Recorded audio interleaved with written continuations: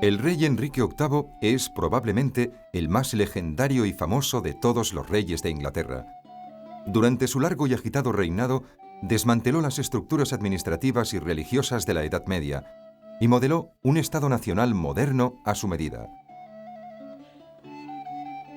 Sin embargo, a este rey tan pintoresco y carismático se le recuerda sobre todo por sus innumerables y dramáticas vicisitudes matrimoniales.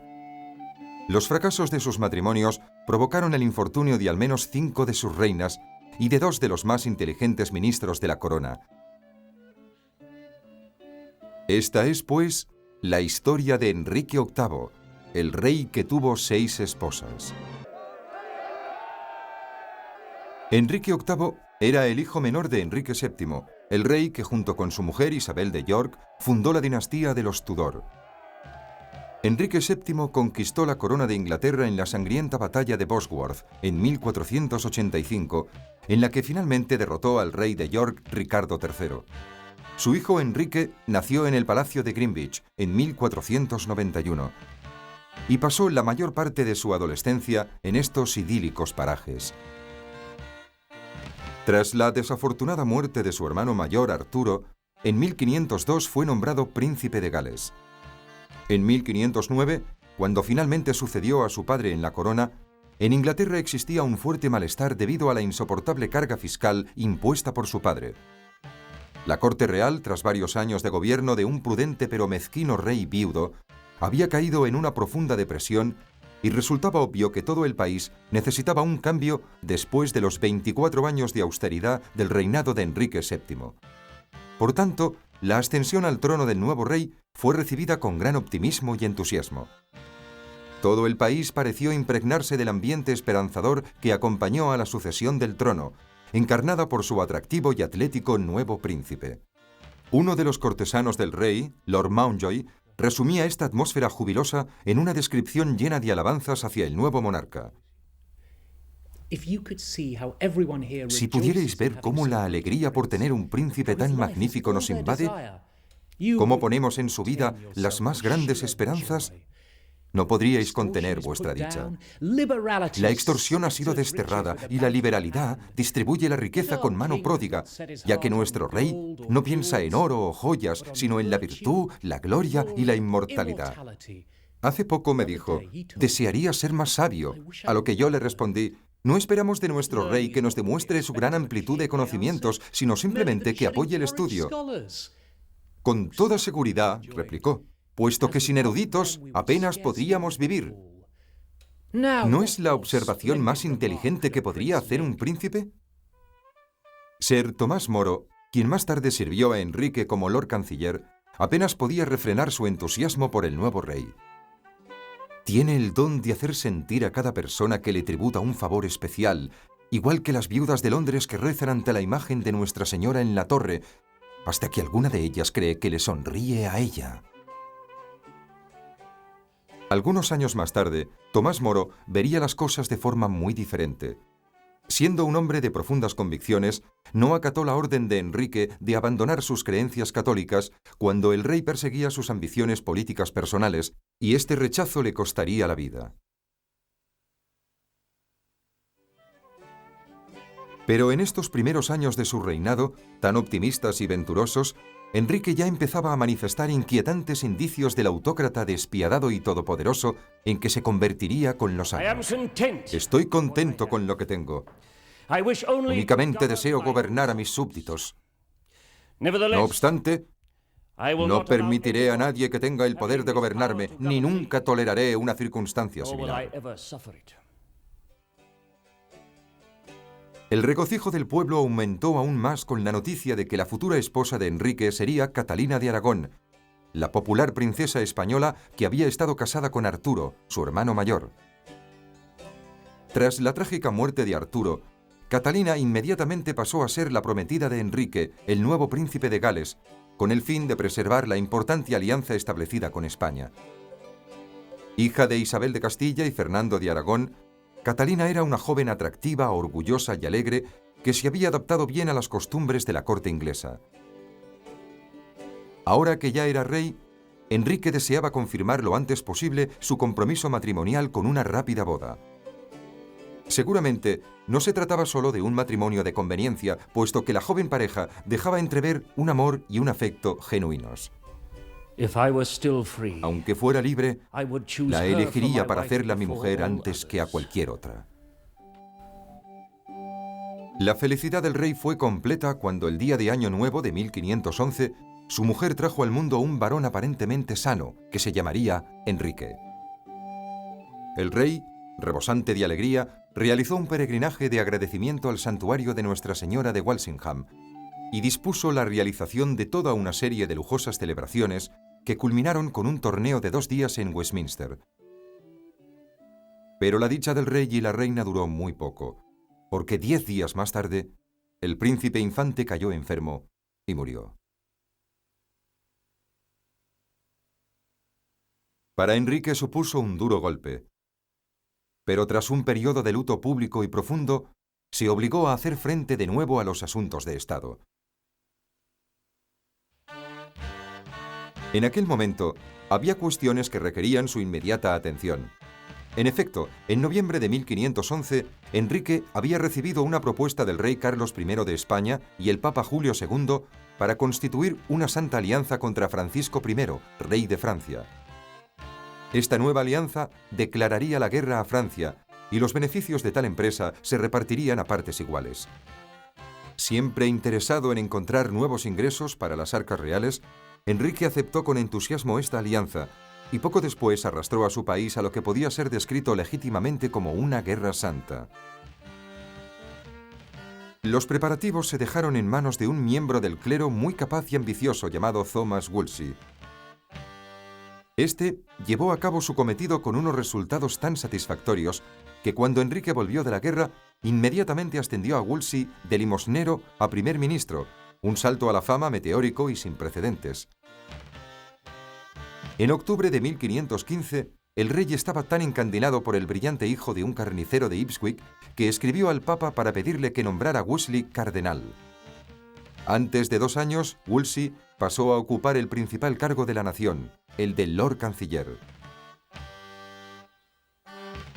Desde entonces y durante 15 años, Enrique y Wolsey constituyeron una formidable asociación y gobernaron Inglaterra con una eficiencia que no se detenía ante nada. Se ha observado que ambos tenían un cierto parecido físico y que ciertos rasgos de su personalidad eran muy similares. Ambos eran hombres sin escrúpulos y avariciosos, y estaban obsesionados por la búsqueda de los placeres de la carne. A pesar de que Wolsey no gozaba de gran popularidad, tenía mucho talento y una aguda inteligencia, además de ser un esforzado trabajador y un hombre leal. Su fidelidad hacia Enrique no ofrecía duda alguna. Durante este periodo, los repetidos intentos de Enrique y Catalina de tener un hijo varón y heredero al trono habían desembocado en amargos desengaños.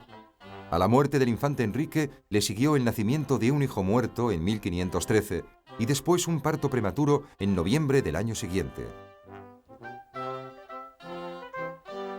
No obstante, la suerte de la infeliz pareja pareció cambiar cuando en febrero de 1516 la reina dio a luz una niña sana a la que llamaron María. Pero ya Enrique albergaba serias dudas acerca de la capacidad de Catalina de darle un príncipe. A esto había que añadir que los numerosos embarazos inevitablemente habían afectado a la figura y el aspecto de Catalina, lo cual hizo divagar el interés de Enrique hacia otros objetivos. En 1518 vivió un apasionado romance con una cortesana llamada Elizabeth Blount, la cual, por aquellas ironías de la vida, le dio un hijo varón a quien llamaron Enrique Fitzroy. En 1520, Enrique pudo disfrutar de una tregua en sus preocupaciones de Estado cuando se celebró la paz con Francia en un acontecimiento espectacular, habitual en la época, en que pasó a ser conocido como el Campo del Paño de Oro.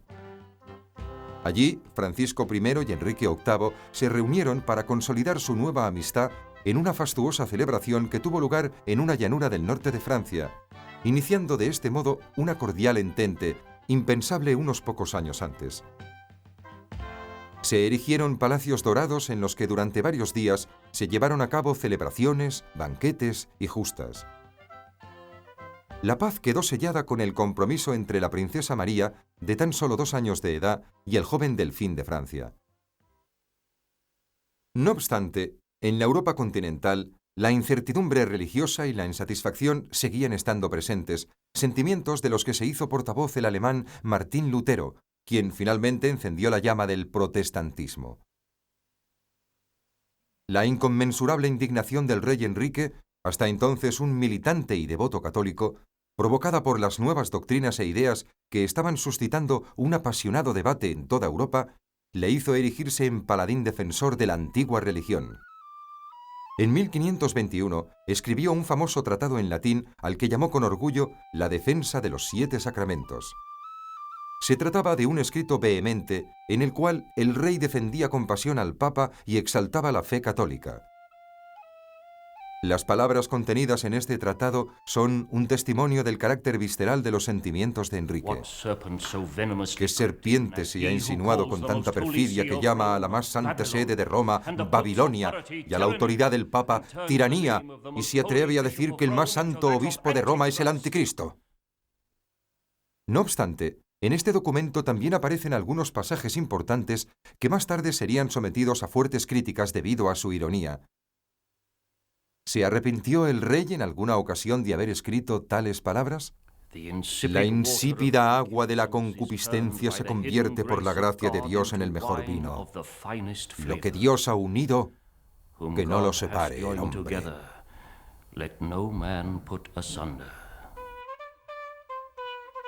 En Roma, el Papa, naturalmente, recibió el documento de Enrique con un acalorado entusiasmo y se dejó adular por los versos que el rey le había dedicado. En agradecimiento, otorgó a Enrique el importante título de Defensor de la Fe, título que se mantiene hasta hoy como parte de las atribuciones de la corona inglesa. A pesar de la buena marcha de los asuntos en el exterior, el matrimonio real pasaba por un momento muy difícil. La reina Catalina había dado a luz otra niña muerta, lo cual conmocionó a todo el país, cada vez más preocupado por la sucesión. Enrique estaba ahora sumido en la desesperación por su incapacidad para proporcionar a sus súbditos un heredero varón al trono, y su frustración respecto a Catalina, quien no había podido satisfacer sus deseos, se había convertido en amargo desprecio. Probablemente ya había tomado la decisión de intentar divorciarse de Catalina cuando en 1527 conoció a Ana Bolena, de la que se enamoró perdidamente. Ana era la hija de Sir Thomas Boleyn y había crecido en la corte francesa, donde había adquirido una encantadora elegancia. Uno de sus contemporáneos la describía así: Doña Ana no es una de las mujeres más bellas del mundo. Es de estatura mediana, tez morena, cuello largo, boca grande y busto discreto. En realidad solo cuenta con el apetito del rey de Inglaterra por sus hermosos ojos negros. De hecho, el lascivo rey se mostró atraído en un principio por su hermana mayor, María, que fue su amante durante algún tiempo, pero la joven Ana no fue tan fácil de conseguir. La ambiciosa joven había puesto obstinadamente sus ojos en la corona y decidió no ceder a los requerimientos amorosos de Enrique, a menos que éste le hiciera la promesa de casarse con ella y hacerla su reina. Durante más de 6 años, atormentó y martirizó al rey hasta lograr convertirse en una obsesión para él. Todos los sentimientos hacia Catalina se habían desvanecido completamente. El rey solo pensaba en conseguir a Ana. No es que no tuviera otros pretendientes. El poeta Thomas Wyatt, por ejemplo, le escribió perdidamente enamorado estos versos: Aquel que la quiera conquistar, dudo mucho que tenga éxito. Como yo, perderá su tiempo en vano. En torno a su cuello, sobre diamantes tallada y escrita en letras claras, puede leerse la inscripción: Que nadie me toque, porque soy del César, y fiera, aunque parezca dócil.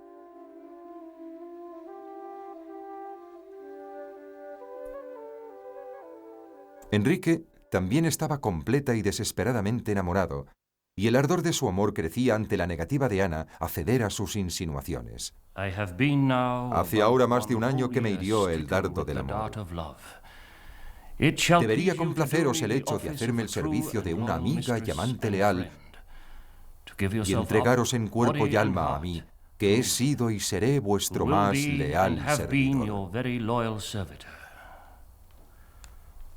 Yo os prometo no solo el nombre que os merecéis, sino también que seréis mi única dueña, apartando a todas las demás de mi pensamiento y de mi afecto, y os serviré a vos únicamente.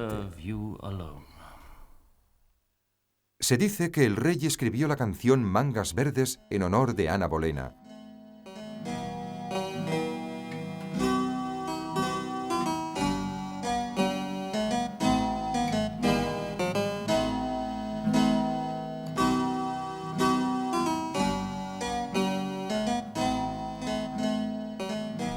El enamorado rey Enrique incluso intentó escribir versos con el fin de conseguir su amor. A mi señora hago una promesa. De entre todas las demás, solo a ella me dirijo. En este estado de cosas, Enrique se dirigió al cardenal Wolsey para que solucionara lo que se conoció posteriormente como el Gran Asunto. Wolsey había ido decepcionando progresivamente al rey, sentimiento que se vio acrecentado por la envidia y el resentimiento provocado por la enorme riqueza que Wolsey había amasado durante estos años. Esta era la oportunidad de Wolsey de volver a ganar el amor y el afecto de su señor. El rey le solicitó que consiguiera el divorcio de Catalina de Aragón, basándose falazmente en la circunstancia de que había estado casada con el hermano del rey y que por tanto su unión era incestuosa e ilegal.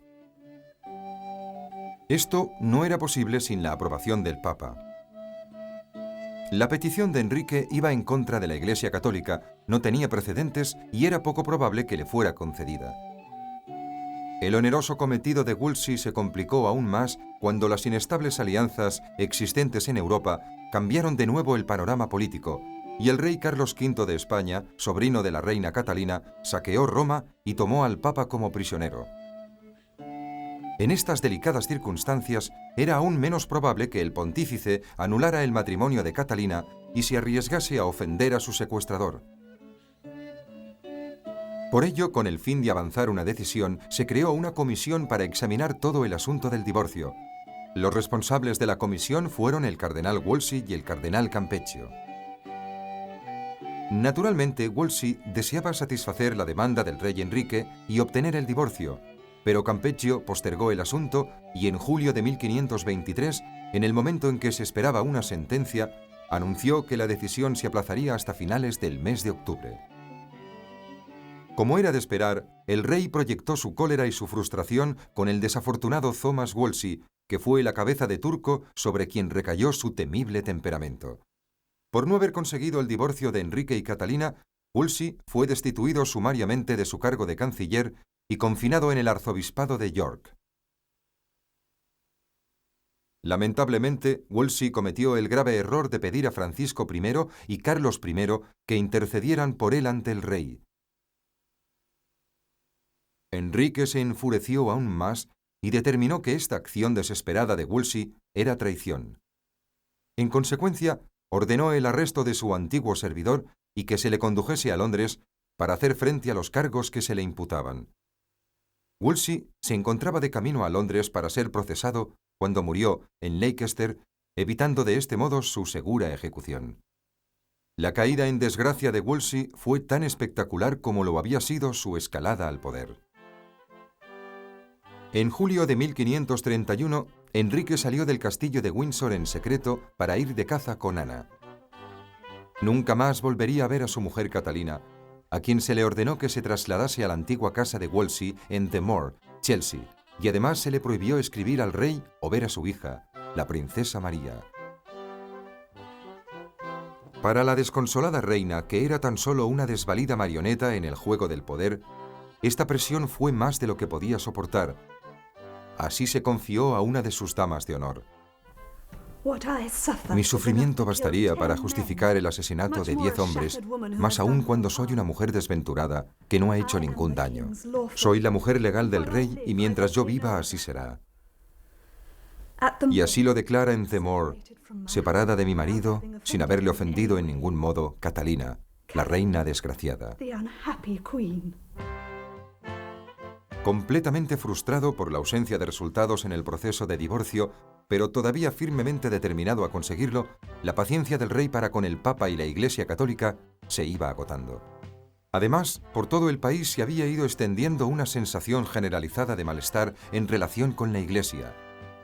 La gente estaba cansada de los cínicos abusos eclesiásticos y de las injusticias derivadas de ellos. Enrique, oportunista, decidió aprovechar el descontento popular. Después de todo, ¿no había demostrado el protestante Lutero que existía una alternativa a la autoridad papal? Para un hombre que recientemente había firmado un escrito tan apasionado en defensa de la doctrina católica en el que no había escatimado elogios al Papa, era un increíble cambio de postura. Pero a estas alturas, Enrique no se iba a detener ante nada con tal de conseguir su objetivo. A pesar de que no hay pruebas de que intentase romper sus vínculos con Roma antes de 1532, el hecho de que Ana Bolena quedase embarazada aceleró los acontecimientos. El nuevo heredero, tan deseado por todos, debía nacer en el seno del matrimonio. Y por esa razón, el 25 de enero de 1533, Enrique y Ana se casaron en secreto. Catalina de Aragón recibió incrédula la terrible noticia. En una carta se le informaba de que dejaba de ser reina y de que volvería a su condición anterior de princesa de Gales. Fue la última, cruel y más dura humillación para la reina, quien durante toda esta tormentosa situación había hecho gala siempre de la mayor dignidad. En mayo de ese mismo año, se convocó un tribunal especial eclesiástico en Dunstable, bajo los auspicios del oportunista arzobispo de Canterbury, Thomas Cranmer, que declaró nulo el matrimonio del rey con Catalina de Aragón. No transcurrió demasiado tiempo antes de que el Parlamento aprobara una ley que restringía la realización de súplicas a Roma con el fin de evitar que la anterior reina solicitase la ayuda de la Iglesia Católica para luchar por su causa. Así, de una sola vez concluyó el poder del Papa en Inglaterra. Por fin, Enrique era libre para casarse de nuevo. El 29 de mayo de 1533, Ana Bolena fue solemnemente coronada con gran pompa y 4 meses después nacía el nuevo infante. Pero no fue el príncipe con el que soñaba Enrique. Ana había dado a luz a una niña, la princesa Isabel. Enrique no pudo disimular su decepción. Tal vez fue en el preciso instante en que nació Isabel cuando dejó de amar a Ana. Firmemente determinado a confirmar su ruptura con Roma y a validar su nuevo matrimonio, el rey decidió que sus súbditos más ilustres debían hacer juramento de su supremacía para apoyar su nueva posición. Sir Tomás Moro, hombre de gran talento y figura muy respetada, ya había renunciado a la Cancillería cuando se habló de la ruptura con Roma. La fe de Moro no le permitiría comprometer sus profundas creencias católicas. Cuando Enrique insistió en que hiciera juramento, Moro se negó rotundamente. A esta negativa siguió una de las más terribles y poco meditadas acciones del reinado de Enrique. Moro, uno de los más brillantes y sabios hombres de esa época, fue condenado a una muerte brutal. La vida de uno de los más grandes hombres de la historia de Inglaterra fue sacrificada para satisfacer los caprichos del rey Enrique. A Ana Bolena, a la que el pueblo ya hacía responsable de la desgracia de la amada Catalina de Aragón, se la consideró ahora responsable de la muerte de Tomás Moro, lo cual la hizo impopular en todo el país. Y por supuesto, la posición de la nueva reina era cada día más inestable debido a la imposibilidad de dar un príncipe a Enrique. Tuvo un embarazo psicológico y con frecuencia daba rienda suelta a terribles ataques de cólera. No estaba satisfaciendo las elevadas expectativas que Enrique había puesto en ella. Ana sabía que sus días estaban contados. En 1536 falleció la desdichada Catalina de Aragón, quien desde su caída en desgracia se había convertido en prisionera de su anterior marido. Sus tristes palabras reflejan lo patético de su situación. Mi señor y querido marido, encomiendo a vos mi persona. La hora de mi muerte se acerca rápidamente, y en esta situación, el tierno amor que os debo me obliga a recordaros que deberíais preferir la salud y la salvación de vuestra alma a cualquier otro interés mundano, incluso al cuidado y los deseos de vuestro cuerpo, por los cuales me habéis hecho pasar tantas penalidades y les habéis dedicado tantas atenciones. Por mi parte, todo os lo perdono, y deseo y rogaré a Dios con devoción para que también os conceda su perdón. Por lo demás, os encomiendo a María, nuestra hija. Os ruego que seáis un buen padre para ella, como yo hasta ahora he deseado. Por último, juro que mis ojos os desean sobre todas las cosas. A pesar de que en otoño de 1536 Ana Bolena estaba nuevamente embarazada, su momento de gloria ya había pasado. Enrique había conocido a Jane Seymour, una de las damas de honor de la reina, de la que se había enamorado. La corte percibió rápidamente los sentimientos del rey hacia Jane y los rumores pronto llegaron a oídos de Ana.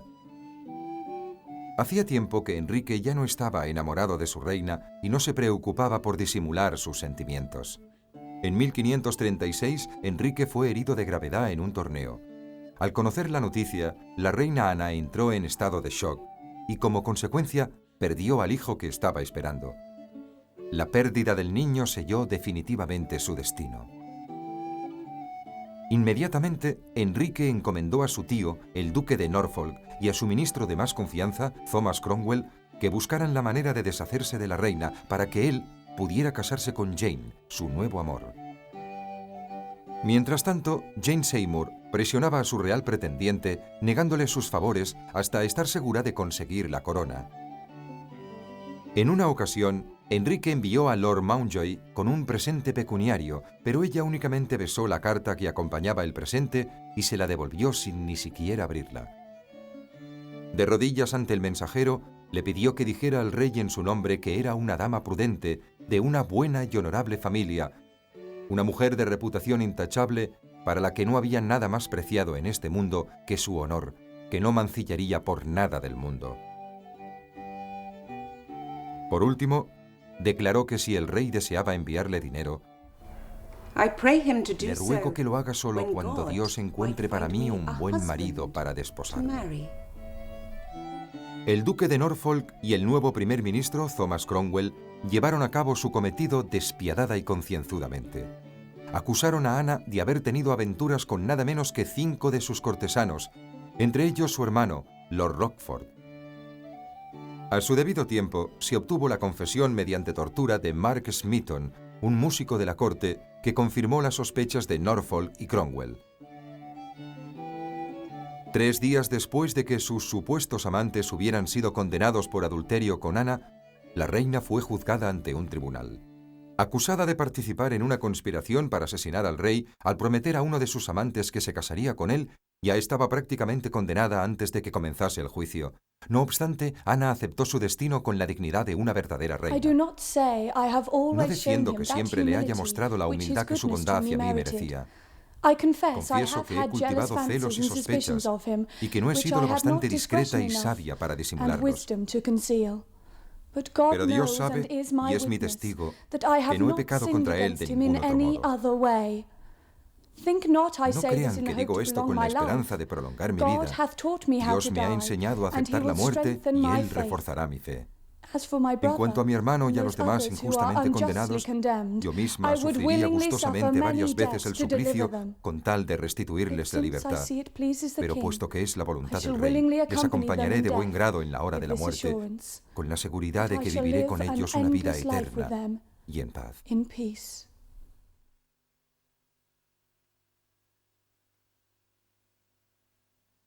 A pesar de que Ana había muerto, la reforma de la Iglesia en Inglaterra que indirectamente había puesto en marcha continuaba a un ritmo acelerado.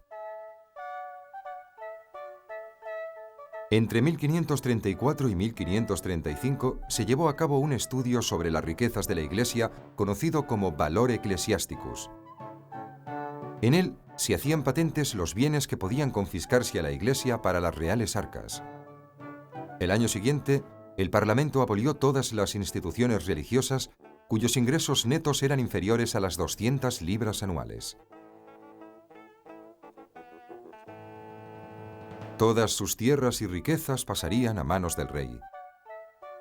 La supresión de los monasterios inició una revolución que afectó a la vida eclesiástica, la estructura de la sociedad e incluso al paisaje, ya que las abadías y conventos, monasterios y prioratos fueron saqueados, sus habitantes expulsados y los edificios derruidos.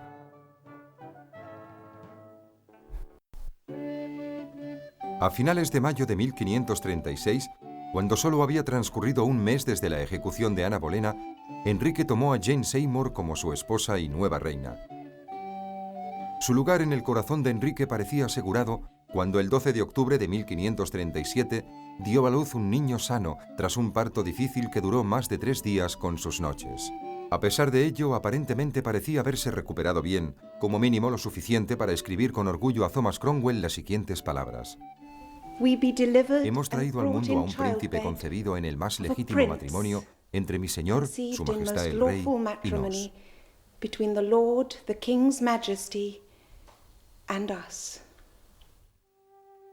Pero tras unos días mostró síntomas de enfermedad, probablemente fiebre puerperal, y antes de que pasaran 2 semanas del nacimiento del príncipe Eduardo, Jane Seymour murió.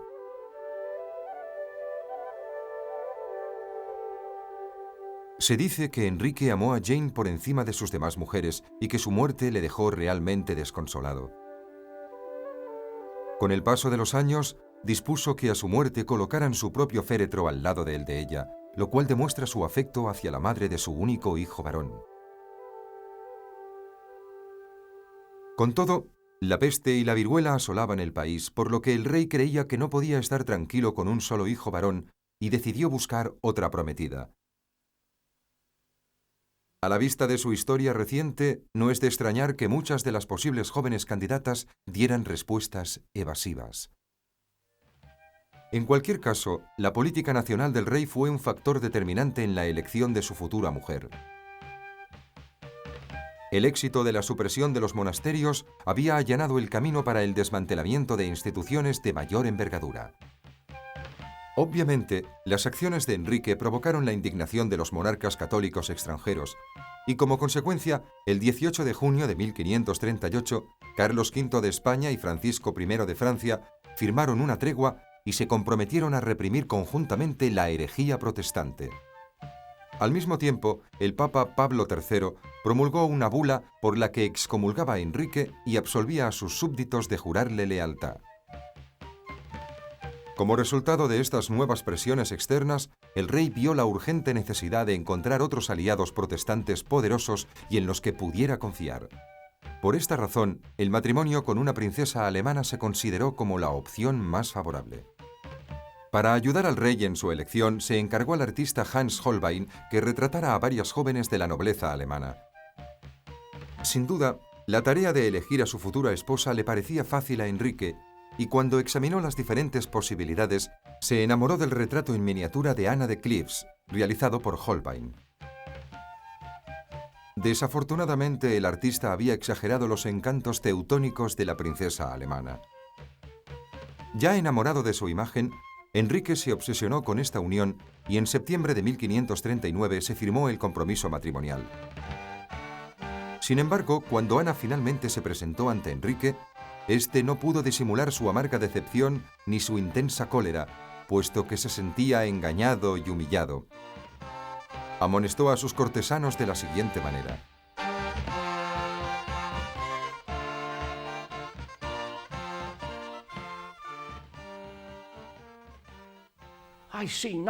no veo nada en esta mujer que coincida con los informes que mis hombres me han dado de ella. Y me pregunto cómo hombres tan sabios hayan podido hacer tales informes.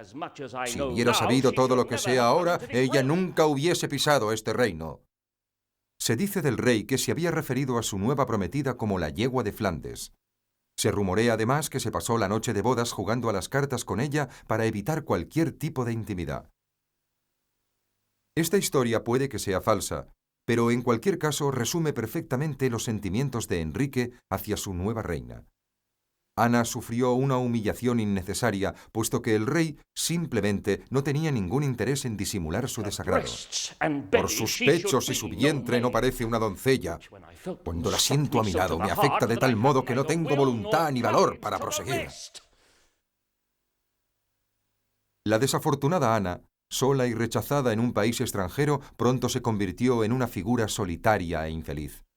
Apenas podía soportar el dolor por la frialdad que mostraba hacia ella su nuevo marido, a pesar de que el matrimonio originariamente había surgido de una necesidad política.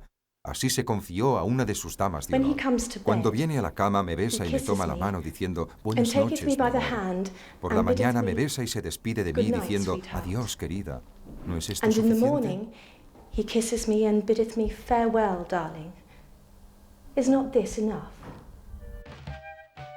El artífice de la desastrosa unión entre Enrique y Ana había sido Thomas Cromwell, primer ministro del rey, quien hasta entonces había sido su asesor de mayor confianza. Nacido en 1485 en Putney, Cromwell era el hijo de un herrero y había escalado los diversos grados de la escala social al servicio del cardenal Wolsey.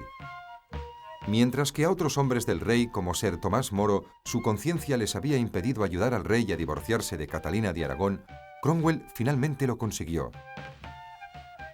También fue Cromwell quien ideó la ruptura con Roma y organizó la supresión de los monasterios. La mano derecha del rey había tomado el sistema de gobierno medieval y lo había conmocionado hasta sus raíces, transformándolo en una administración más apropiada para un Estado nacional moderno. A pesar de su reputación de intrigante despiadado, no fue más cruel que otros hombres poderosos de la era Tudor, pero era impermeable a los sentimientos de los demás.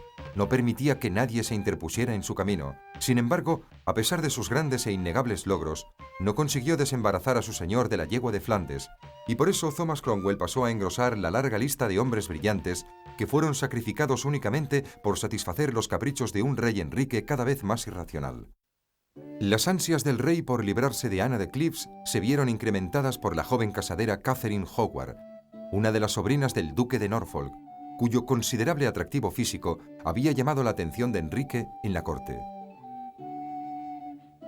Al igual que su prima, Ana Bolena, era una de las damas de honor de la reina, y a pesar de que Enrique se encontraba ya avejentado, obeso, enfermo y con una pierna ulcerosa, decidió que deseaba convertirla en su quinta mujer. Tal vez, Catherine despertó en el rey el recuerdo cada vez más lejano de una juventud perdida. Tal vez se trataba simplemente de que Catherine era todo lo que no era Ana de Cleves.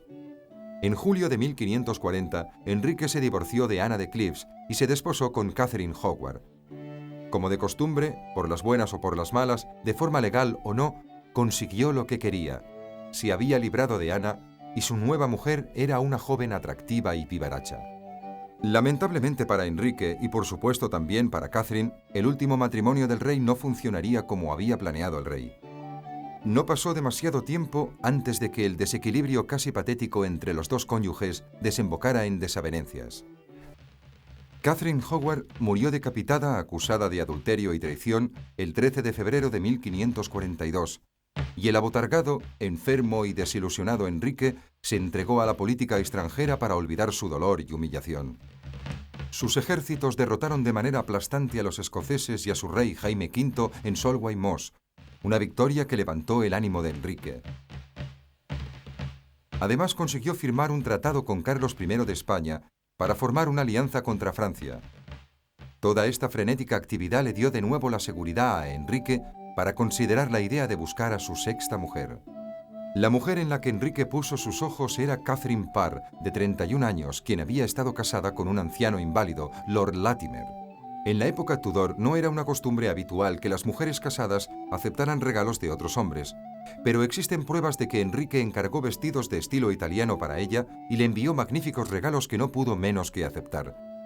Cuando Lord Latimer finalmente pasó a mejor vida, Enrique se vio obligado a esperar que transcurriera el tradicional periodo de luto antes de cortejar a Catherine. Otro pretendiente, Sir Thomas Seymour, a quien Catherine amaba realmente, quedó relegado. De hecho, el rey estaba tan celoso de Seymour, el hermano de su tercera mujer, Jane, que le envió a la corte del regente de los Países Bajos en Bruselas para apartarle de su camino. En 1543, Enrique ya era un anciano triste y solitario. Se sintió atraído por Catherine Parr principalmente porque era la antítesis de su predecesora, virtuosa, inteligente y una excelente conversadora. Catherine sabía además griego y latín. Enrique, obviamente, pensó que sería una agradable compañera para su vejez, además de una enfermera y una buena madrastra para sus hijos. «Me parece una buena cosa que las mujeres se conviertan en consejeros», llegó a afirmar Enrique, «y mucho más me reconforta ser instruido por una mujer en mis últimos días».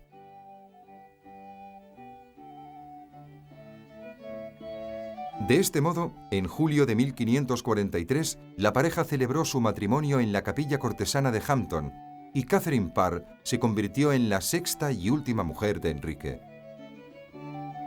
A medida que se deterioraba la salud de Enrique y que su muerte parecía más una probabilidad que una posibilidad, empezaron a disputarse los puestos en la corte.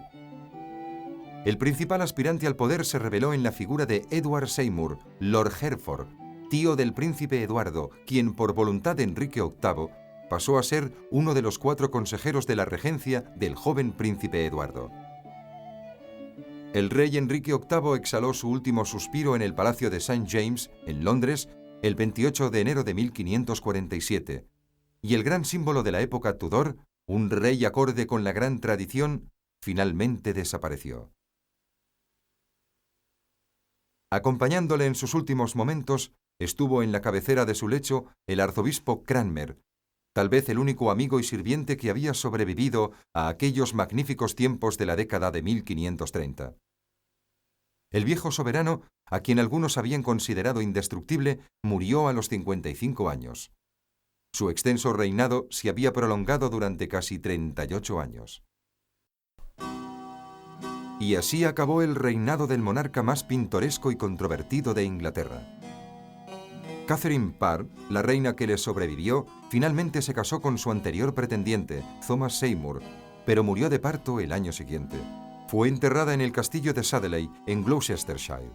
La herencia de los Tudor pasó al hijo de Enrique, Eduardo VI, un niño débil y enfermizo, pero con gran determinación, que no pudo superar los 16 años de vida.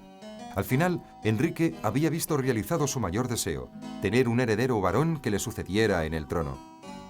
Esta era la razón por la que el país tuvo que asistir a cambios trascendentales y a la increíble agitación de los primeros años de su reinado.